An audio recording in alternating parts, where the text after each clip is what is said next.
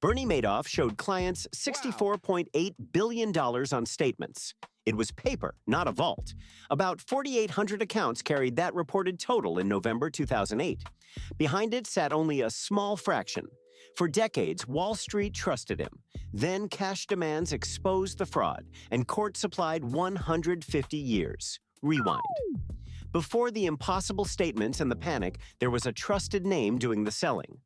Madoff founded his securities firm in 1960. Over the years, the business became a familiar name in the financial industry, with Madoff serving in prominent NASD and NASDAQ roles. That status mattered. A person can inspect a promise. It is harder to inspect a reputation that arrives pre-approved by a whole industry. Trust, inconveniently, comes with excellent stationery. The firm had real, visible businesses, including market making and proprietary trading. Its investment advisory operations sat alongside them, less visible and much more consequential to this story. For clients, access could feel selective rather than aggressively sold. That is a powerful bit of theater. When a door seems hard to enter, people often assume there must be treasure behind it. The scheme did not need a dazzling public sales pitch. It needed trust to move through private networks, then to arrive at one firm looking ordinary enough to leave alone. And the promise itself was almost boring, results that appeared steady month after month, while the rest of the market behaved like a market. That contrast would become the story's loudest clue. The clever part was not that the story sounded exciting, it was that it sounded calm. Next came the supposed engine underneath that calm, and the question nobody could quite answer about it.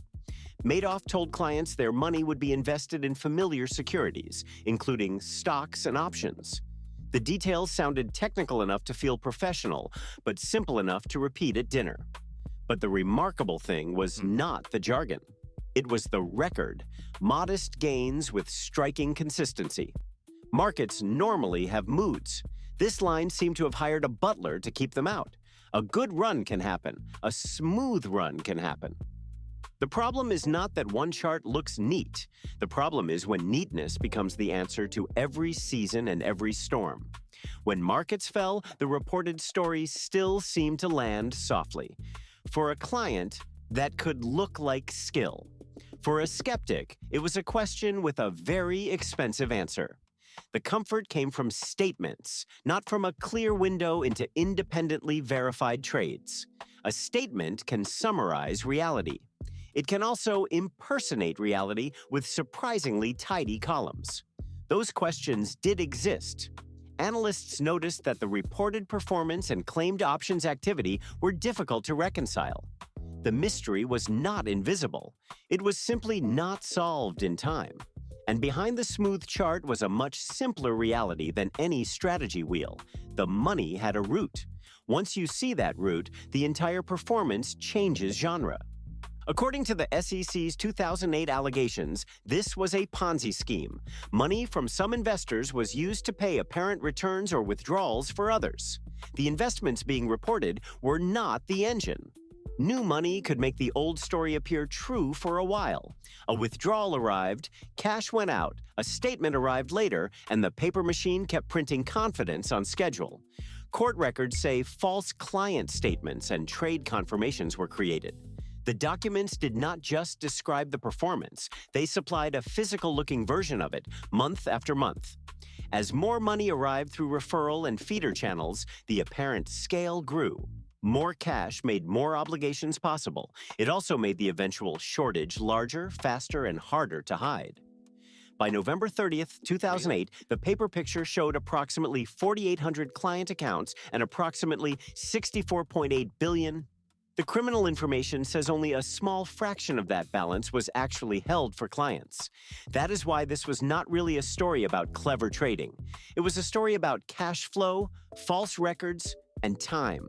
The chart was the costume, the money route was the plot.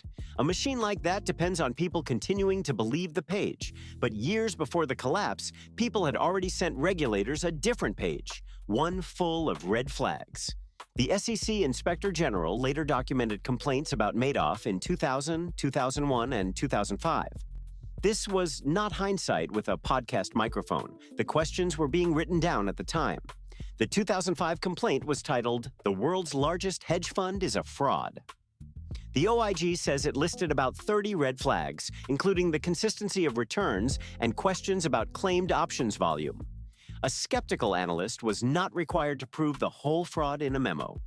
The important question was simpler. Could the reported record be independently squared with the trades supposedly behind it? Regulators did examine Madoff at different points, but the OIG found that key questions remained unresolved and that the records reviewed were not independently verified in a way that uncovered the scheme. The absurdity is almost bureaucratic enough to be funny, except it was not. The red flag file did not need a better cover. It needed someone to follow the money past the cover. Years passed. The statements kept arriving. The reputation kept doing its quiet work. Every uneventful month made the next uneventful month look less like a question and more like proof. Then the external world changed faster than the paper world could pretend. In 2008, a financial crisis turned a long-running confidence trick into a very immediate liquidity problem. The 2008 financial crisis made cash more valuable than calm-looking statements. Clients wanted money back. For an ordinary manager, that is stressful. For a Ponzi scheme, it is a countdown clock with teeth. A legitimate-looking balance on paper cannot satisfy a withdrawal by itself. The scheme had survived because cash coming in could support cash going out. A rush reverses that arithmetic. Late in 2008, redemption requests eventually totaled approximately $7 billion, according to a later government filing. The number matters because it was a request for real cash, not another paper balance. For a moment, the familiar machinery still existed. Offices, statements, phones, confidence. But a confidence machine works only while its audience believes the cash will be there when asked for. By early December, the question was no longer whether the reported returns looked smooth. It was whether the firm could meet the wave of withdrawals. The answer was about to arrive brutally fast. On December 10, 2008, the performance finally ended backstage. The next day, the public would learn that the grand strategy had never been the grand strategy at all. According to the SEC, Madoff told senior employees on December 10th that the advisory business was a fraud. The SEC release recorded his description of it as one big lie and a giant Ponzi scheme.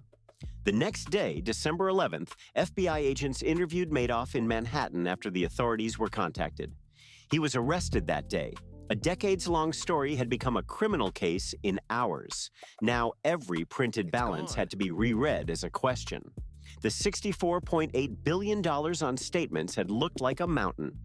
Inside the vault, the mountain had been mostly paint. The collapse traveled faster than any monthly statement. Newsrooms, regulators, families, charities, funds, and ordinary clients all had to ask the same brutal question: what was actually left? At this point, the polished explanation was gone. No more elegant chart, no more strategy wheel, just records, claims, investigators, and a long process of calculating what the fiction had displaced. The legal clock now moved quickly. In March 2009, Madoff pleaded guilty to 11 federal felonies. In June, the court imposed the sentence that would define the public end of the story. But prison time is not a balance sheet. The next question was not just how long one man would serve. It was how many people had been pulled into the paper fortune around him. On June 29, 2009, Madoff was sentenced to 150 years in prison after pleading guilty to 11 federal felonies. The number lands hard because it was intended to match the scale of the crime. A sentence closes a criminal case more neatly than it closes a loss. Victims still had claims, records, legal decisions, and years of uncertainty ahead.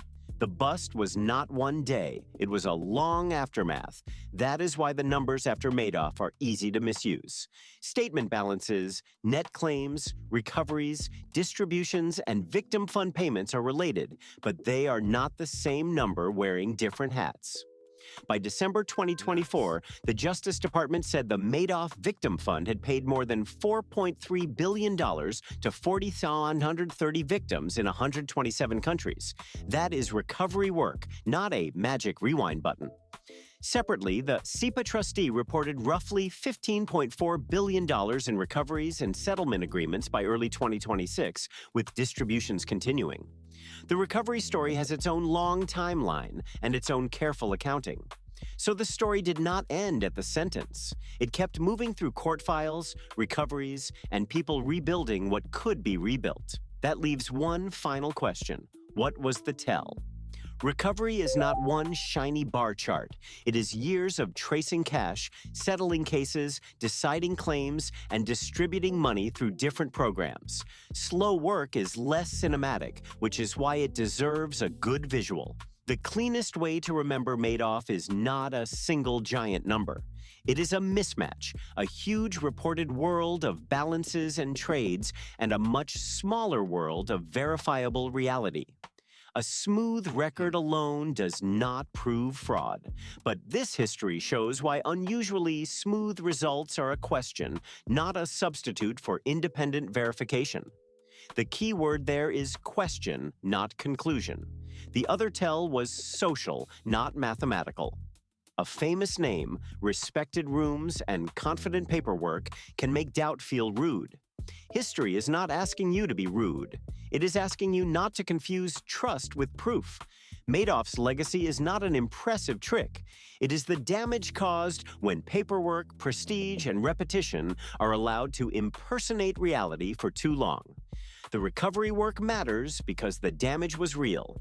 And that brings us back to the first frame, $64.8 billion on paper. A perfect final image for a fraud built from numbers that looked more solid than the world behind them. Verdict: the $64.8 billion was a reported statement balance, not a real fortune. The rise ran on reputation and false records. The bust arrived when people asked for cash instead of another page. That was Bernie Madoff, a trusted name, a paper fortune, and a collapse that took years to unwind. This is history and education, not financial advice. Whose money story should Max unpack next?